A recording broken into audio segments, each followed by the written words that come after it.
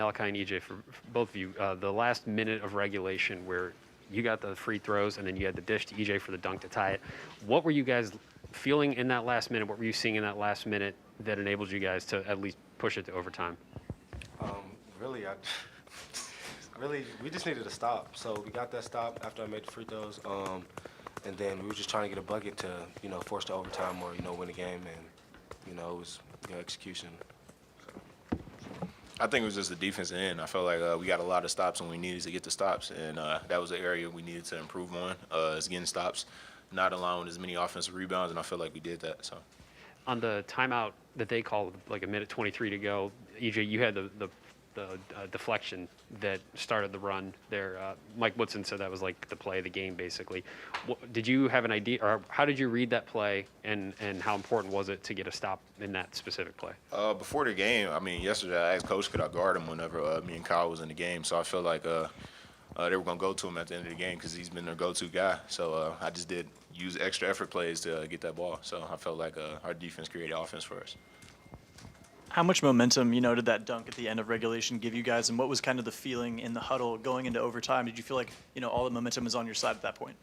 Definitely. I felt like the crowd it was a lot more live after that. Overtime was really rocking. And I just felt like that helped us out, our defensive stops, honestly. I know I keep talking about defense, but after the dunk, Jamari had a great block, and that just carried over to overtime. We always just locked in on that end. So. And Malachi, can you take us through that play that I was just talking about there at the end of regulation when you found EJ? What did you see on that play, and how did that all come together for you? I saw EJ. I saw him wide open, and I threw it to him, and I know he was going to do the right decision, which he did, dunked it. So I was just trying to make the right play for real, and I did that. EJ, what kind of confidence do you guys have in Malachi, a true freshman, late in Big Ten play? They're kind of just putting the ball in his hands and letting him make a read when you're trying to win a basketball game. I've said before the season even started on our first media that he was a bucket getter. And as the year goes on, he's going to keep getting better and better. And I feel like he's seeing the game a lot better, slowing down. And he's just had a great night all around. So. What kind of lift did you guys feel like Gene Brown gave you? He had a couple steals early, a couple deflections. Obviously, he scored a little more than he typically does. Just what did he give you all tonight? I felt like he came up, he started the game with energy, and we needed that. He scored buckets. Like you said, he was getting deflections and steals, and I felt like that kind of carried over to what we needed to do to win the game. Malachi, I was going to ask about if you'd make that similar pass, but you did that, I think, in the first or second game of the year, right? Yeah. When you get in those situations, you got the ball in your hand. How are you viewing the court? You can take it to the basket. We see that, but you've got EJ, you've got other guys. Yeah. What do you kind of see in those situations? Maybe not this one in particular, but really, I just kind of look for the right play. I'm not a guy that really forces up a bad shot. And I just kind of read the game. Like EJ said, it's kind of slowing down for me, so I kind of took my time, and EJ was wide open, so I just threw it to him, and he did the rest. And Chris has talked to us a few times about getting you rest when he can, the freshman wall. Do you feel like that you've hit that you did hit that at any point, or are you feeling as... Nah, I don't think I hit it. I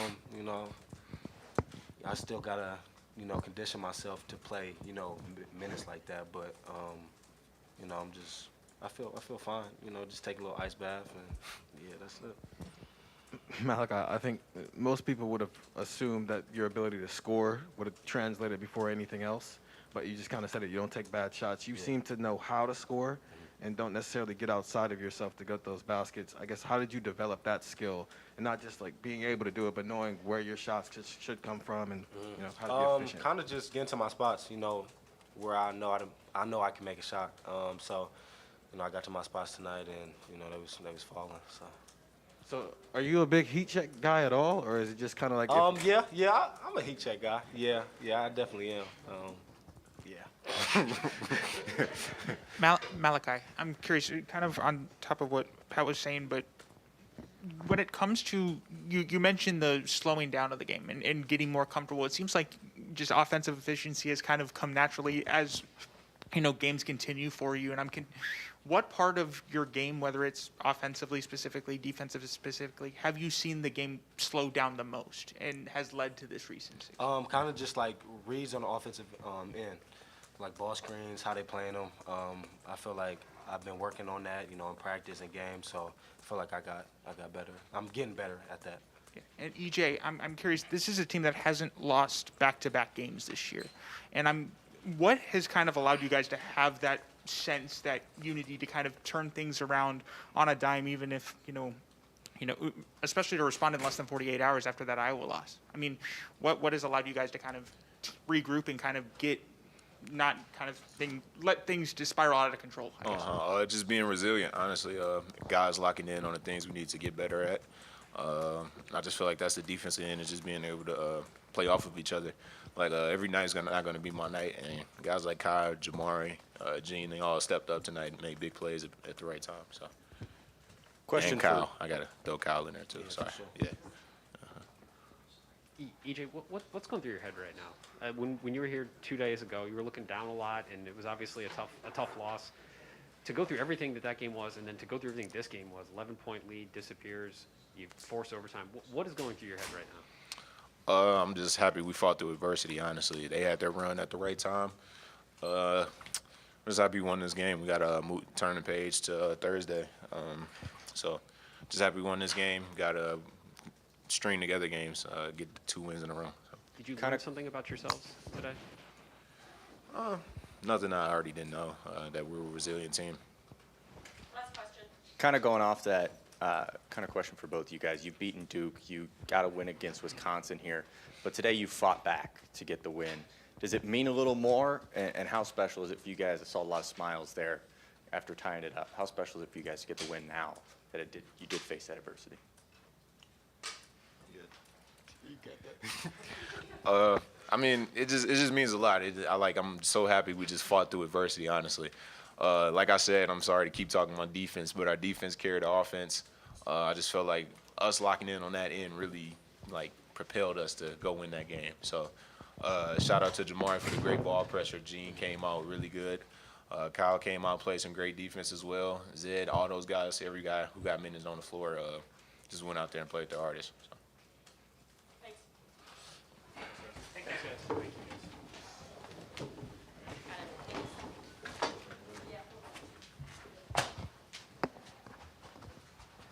Anyone want books?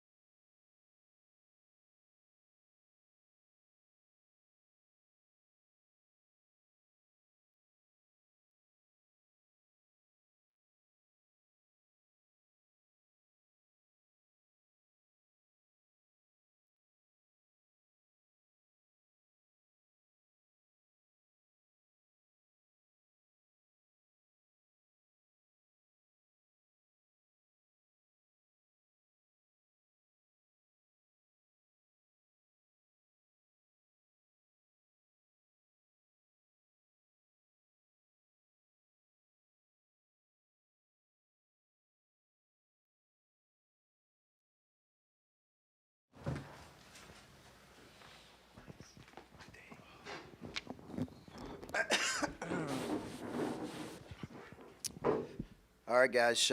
Obviously, a really, really gritty, emotional win. Really proud of our guys. Got a lot of respect for this Indiana team. I think they're really talented, a bona fide NCAA tournament team. I know they've hit some struggles, but got a lot of respect for their talent and for the job Mike's doing and his staff is doing. And I just thought our guys were phenomenal in the closing 2 or 3 minutes. We were, we had some guys struggling physically, to be honest with you. And, their defense has something to do with it. But we did have some guys struggling physically. But 22 wasn't struggling. Chris, this isn't the first game you've had that's gone down to the wire. It's not the first game that you've had to figure some things out in the final seconds. Did you learn anything new about your team in the way this one transpired? No, I think, Adam, we've just got to make sure that we're doing as good a job as we can getting the ball to our playmakers. And sometimes that changes. EJ was struggling getting to his spots tonight.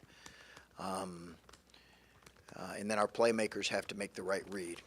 And 22 was a fantastic playmaker tonight, both for himself and for others. So I give Malachi a lot of credit. But it was really simple. I thought we executed exceptionally well in the last 2 minutes. Really, really well. And I want to give our crowd a benefit, a lot of love. I thought our crowd was great the last really 10 minutes when we needed it. I thought there was a stretch of the game where they got a little bit of momentum, and I could feel our guys get a little frustrated, maybe even a little, just frustrated.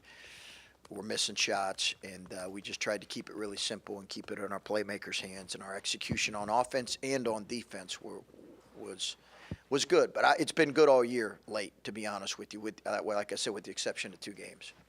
So with a minute 23 to go, or whatever it was, when Indiana comes out of the timeout, EJ gets the steal. How big of a moment was that? It's maybe kind of an obvious question, but for them, Mike Woodson was lamenting that at length in here. Yeah, I thought EJ did a great job. I really want to give EJ credit because EJ, asked to guard Trace, and I thought he was able to give him different angles and keep a body on him. And Trace is such a phenomenal player that probably took a lot out and affected EJ's offense. But it was a big-time deflection. Chris, it kind of looked like you were just giving Malachi a ball screen and letting him kind of go from there at the end of the game. Was that kind of the gist of it? And I guess, how has your comfort level in putting him in those positions kind of developed over the course of the year? Yeah, as you guys know, and as you know, Bill, watching us, we've evolved into that a lot here in the last month. Now, we weren't that way at the beginning of the year because his game wasn't at that point at the beginning of the year. It was still a little too fast for him. But we put him in a combination of single and double ball screens and then also ran him off some actions. It was about a combination of 3 or 4 set plays that all kind of finished looking similar, but they were a little bit different variations. About four different ones. And then the baseline underneath and overtime, EJ made a great individual play. We just tried to isolate him on that side. Malachi's sitting here. He said, I try not to take bad shots, and I think that does kind of stand out about him. He just sort of knows how to get to his spots. Like Yeah. his level of sort of understanding that as a true freshman, is that elevated for guys you've been around? It is. His maturity level's elevated. I've said that all along. He's one of the most mature freshmen I've ever coached. Just in terms of across the board, just really high maturity level. And some of that's with his IQ and feel for the game, which has really grown in the last,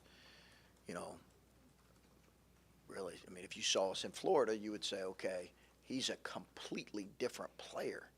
Those of you that were in Florida, you would say that right now. He is completely different. He's worked at it, and he's taken coaching, and he's taken criticism, and found a way to get better, and that's maturity, right? That's maturity. That's a sign of maturity.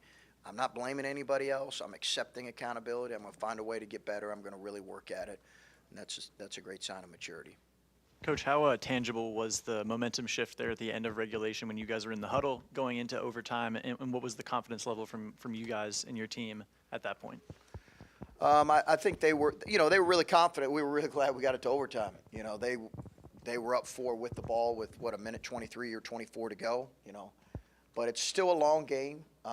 We just wanted to make them earn it in the half court, and then quickly get into a couple actions that we talked about in the timeout. But we honestly didn't have the legs to really push it off of misses. Where normally I'd like to have some freedom and push it off of misses. We just didn't have the speed or the legs to do that. But yeah, it was a long game, but it was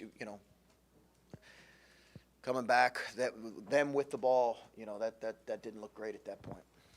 And you wanted guys other than EJ to step up offensively, of course. And Eugene Brown had 10 points for you guys tonight. How big was that lift for you? I thought Gene was great. Jamari's 3 was huge. He's got to look to shoot even more. I thought Michi's readiness to shoot after overtime on the 3 was critical. So we needed that. But yeah, Gene's play overall was really good for us. First, the last 10 seconds of regulation, I don't know. That would just seem like the best possible scenario. You got EJ and Malachi with the ball on offense, and then Jamari's the guy who's guarding Xavier at the. I don't know. Could you have drawn it up any better than that? Yeah, no, it was. They knew what we were running. They didn't want to call a timeout. I did think about it though. You're thinking on the fly there, and I did think I was very close to calling a timeout, but I'd rather not call a timeout in that situation if we can get organized quickly enough. And I thought we did get organized quickly enough. And I didn't love our defensive thrust after our make, but I thought Jamari was really good on the ball. I just thought our awareness could have been a little bit better. And then with Malachi again, more of what Bill's asking, it seems like I think everybody knew he could score at this level once he kind of figured it out. But that ability to kind of know how to score, how to do it efficiently. It doesn't, even when nights he's not necessarily shooting well, it's more just he just didn't make the shot that night. Then it's because he's shooting a bunch of bad shots. Is that a rare skill for that age to not necessarily be able to do it, but know how to do it? Both. He's a talented kid, and he played kind of the wing and the foursome in high school. He was really well coached, but maybe didn't get the. I think we're seeing all of his kind of repertoire of ball skills, and he's really grown in that area too. He's got some guys really well coached in high school. He's got a great trainer in Jason Dawson.